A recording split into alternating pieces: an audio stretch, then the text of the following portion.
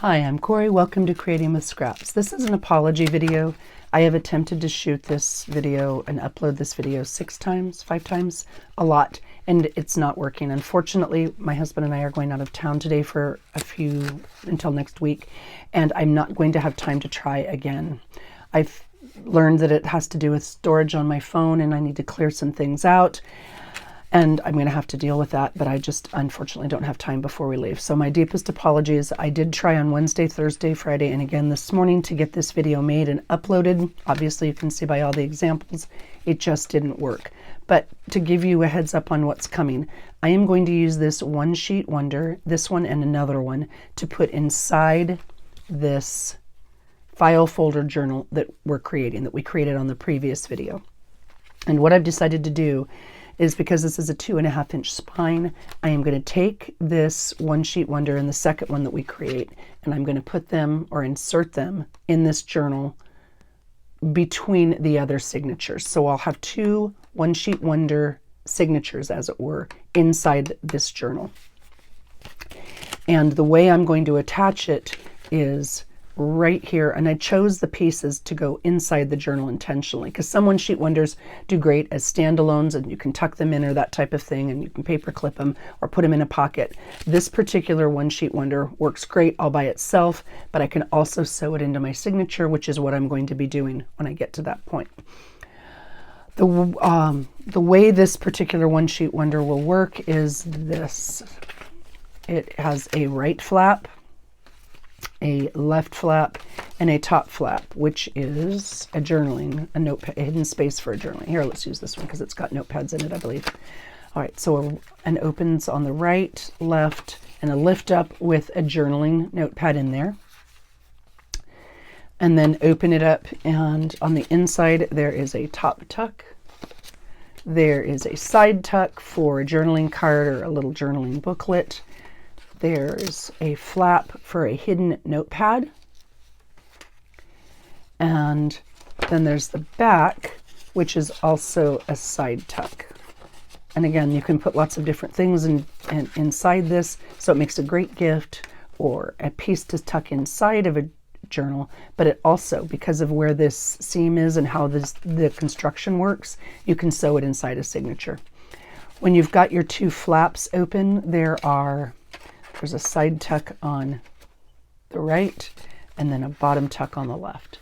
And so when I return, I will attempt to have my phone cleared off so I can take the actual video, and I will show you the construction on this. We return next Thursday evening. I don't remember what it is, February something, late. And so after school on Friday, I will I'll try this again for the 6th time to get it to load. My apologies for the inconvenience of that. Before I'm done, I had a couple people ask about the cover of this journal and how I created it. I'm not going to show step by step, but I'll show you quickly, briefly, what I did and what anyone can do to create this.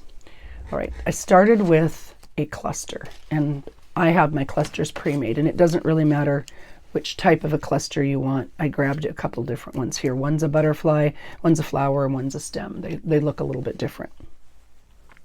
And then I had a piece of scrap lace.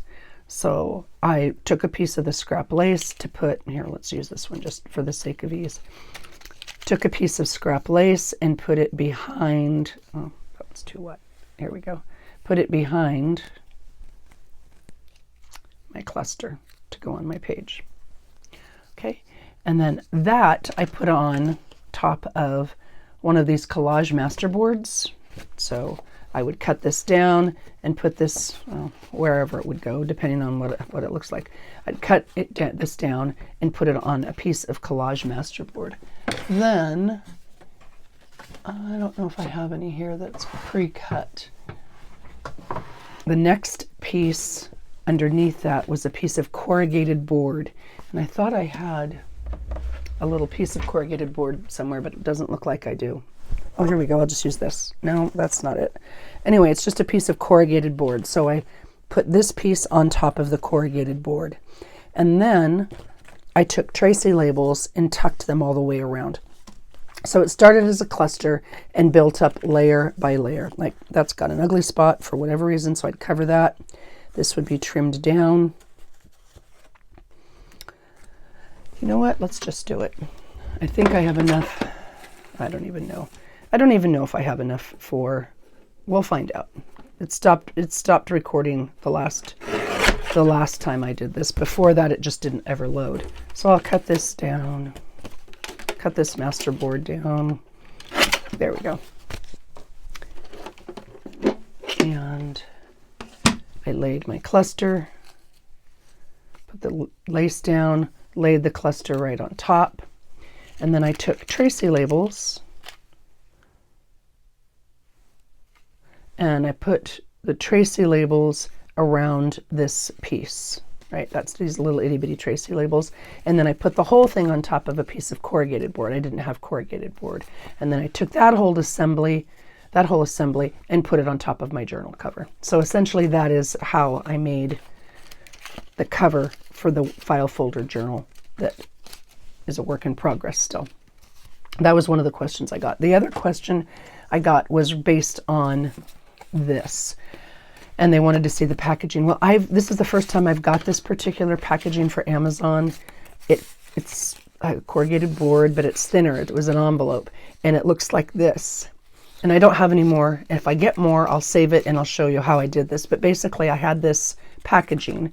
I opened up the packaging and laid it flat, and then I glued chipboard pieces to that packaging. And the packaging was super handy because it's got perforations, and it was really easy to fold in spaces.